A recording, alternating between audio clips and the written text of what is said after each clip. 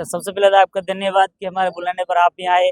और जो पुलिस जो कार्रवाई कर रही है हम उनका भी स्वागत करते हैं। वो भी किसी के परिवार का चिराग नहीं उजड़े उसके लिए कर रही है, उसके लिए प्रशासन को भी धन्यवाद है। लेकिन हम ये चाह रहे हैं कि जितने भी हमारे ड्राइवर भाई लोग जो गाड़ी चला रहे हैं बहुत सावधानी पूर्वक गाड़ी चलाते हैं, और इन सब ड्राइवर का जो परिवार चल रहा है वो स्कूल की गाड़ी चलाने पर ही चल रहा है।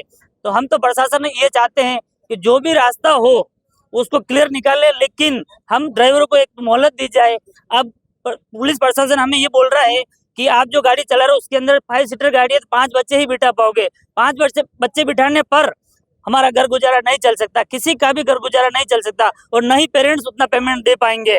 तो इसके लिए हम समाधान चाहते हैं कि एक तो हमको मोहलत दी जाए, जो जगह जगह चालान काटे जा रहे हैं, हमारी गाड़ियां रोकी जा रही है, हमें जो प्रशासन द्वारा परेशान किया जा रहा है उसके ऊपर एक बार रोक लगाई जाए और हमें उसका समाधान बताया जाए।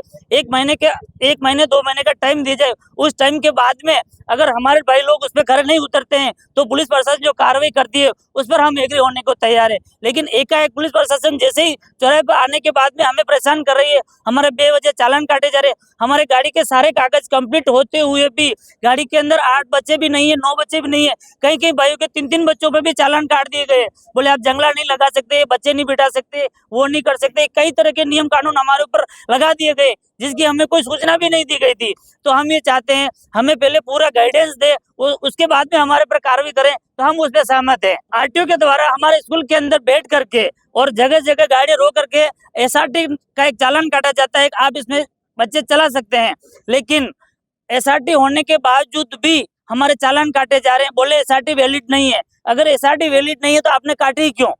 आप तब भी मना कर देना चाहिए था भाई एसआरटी वैलिड नहीं है, आप बच्चे नहीं बिठा सकते। हम कम से कम 15-15.5 हजार रुपए जो एसआरटी के लगाए वो नहीं लगाते, और जो दूसरा जो अगर सरकार हमें रास्ता बताती हम उस रास्ते जाते। नहीं, अभिभावक का आज दिन तक हमारे ऊपर कोई शिकायत नहीं है। हम बच्चे को टाइम से ले रहे, टाइम पे छोड़े, कोई भी भाई लोग गाड़ी रफ्तार से नहीं चलाता है। आज दिन तक ये भी सुनने में नहीं आया कि उदयपुर के अंदर कि किसी भी गाड़ी का स्कूल वैन के द्वारा बच्चे लाते और ले जाते समय एक्सीडेंट हुआ हो, कोई बच्चा घायल हुआ हो, या ब्रेक लगाने पर किसी बच्चे की गाड़ी के अंदर लगी हो, कोई हादसा सुनने में नहीं आया। इतने भाई लोग खड़े, आप सबसे एक एक से पूछ सकते हो, ऐसा कोई आज दिन तक सुने। कांड कहीं दूसरी जगह होता है, लापरवाही कहीं और होती है, और परेशान सारों को होना पड़ता है। तो हम चाहते हैं कार्रवाई करो, ऐसे लोगों पे करो जो वास्तव में उसके हकदार हैं, जो उस गुनाह किया हो उसको सजा दो, बेगुनाह को मत दो।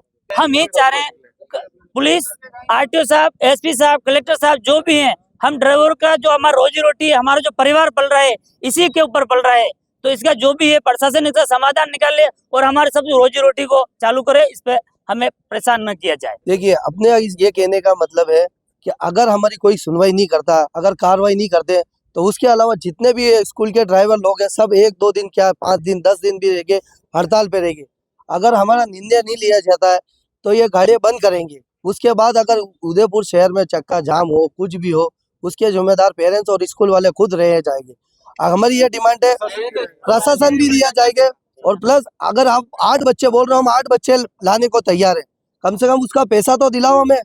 जहाँ पे हम 1000 मांगते हैं तो पेरेंट्स क्या बोलता है 800 लो, 1000 मांगते तो 2000 कर दो, हम बच्चे 8 ही चलाएंगे। नियम के अनुसार बच्चे चलाने के लिए तैयार है, मगर हमारे को पैसा तो उतना दिलाओ। दूरी के हिसाब से दूरी के हिसाब से अब वो देता है कि दूरी के हिसाब से पैसा नहीं देते। अब ये कोई लेके आता है 10-10 किलोमीटर से दूर से लेके आता है, उसके भी आप 1000 दे रहे हो।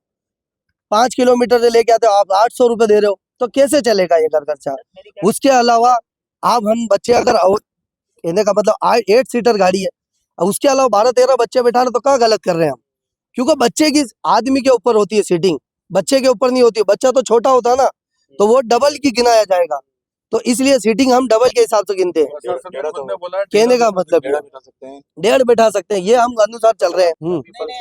अभी सारा हम हमारी सर्विस दे के आए, हमारी सर्विस दे के आए। सब भाई लोगों को ग्रुप में बोला है कि आप आओ और यहाँ पे कुछ न कुछ निर्णय निकाले जाएंगे, तो इसलिए हम हमारे सबकी ड्यूटी से आए हैं और ये प्रस्ताव आपके सामने रखते हैं। हम मेन मुद्दा चल रहा है ओवरलोडिंग का, तो मेरे हिसाब से उदयपुर में लाल बसें वगैरह जो चल रही है ये भी सारे चौराहे से होकर निकलती है, तो ये गवर्नमेंट की गाड़ियां हैं, तो इन पे कोई एक्शन नहीं होगा। हम गरीबों पे ही सारा एक्शन के लिए तैयारी है। बहुत से आज ये जुड़े, इसमें से मेरे हिसाब से उदयपुर में आधे जने भी नहीं आए। यदि यहाँ कोई डिसीजन ऐसा निकलता है कि हमको कल से बच्चे नहीं लाने हैं, तो पूरे उदयपुर में ट्रैफिक जाम की स्थिति बन जाएगी। आपसे निवेदन है आपके मंच के माध्यम से निवेदन है कि इसका कोई सुनियोजित कोई तरीका निकालें। आप बोलते हैं कि भाई प्राइवेट गाड़ी का परमिट नहीं मिलता है, तो हमको कुछ प्राइवेट गाड़ी का परमिट का ऐसा कोई अनुमानित लागत बोलते हैं तो हम वो भी कराने को तैयार है, मगर कोई रास्ता तो निकालेंगे।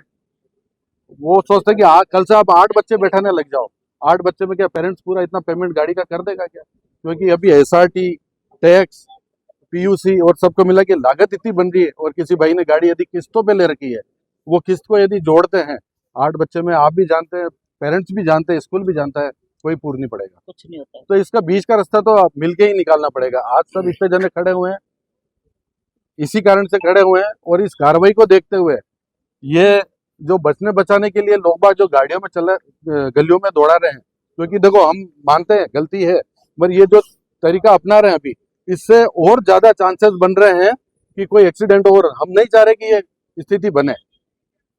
तो आपके मार्फत हम ये कहना चाह रहे हैं कि कोई बीच का रास्ता निकाले प्रशासन, तो हमारे लिए और पेरेंट्स के लिए दोनों के लिए सुविधाजनक रहेगा।